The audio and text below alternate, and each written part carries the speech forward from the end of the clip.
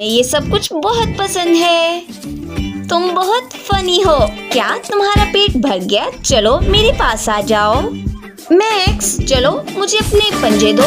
मैं अपने पूरे घर को तुम्हारे पंजों से सजाना चाहता हूँ। इससे बहुत खूबसूरत डिजाइन बनेगा। ओह वाह डैनी, ये बहुत खूबसूरत लग रहा है।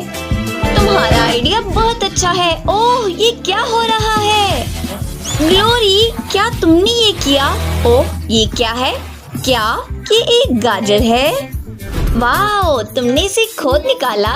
चलो अगर तुम्हें गाजर इतनी पसंद है, चलो हम इसे पूरे घर पर सजाते हैं।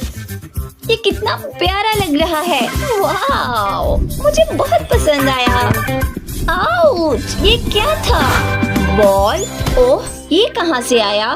मेरी ग्लोरी इससे तो नहीं खेलती। ओह ये डैनी का डॉग है।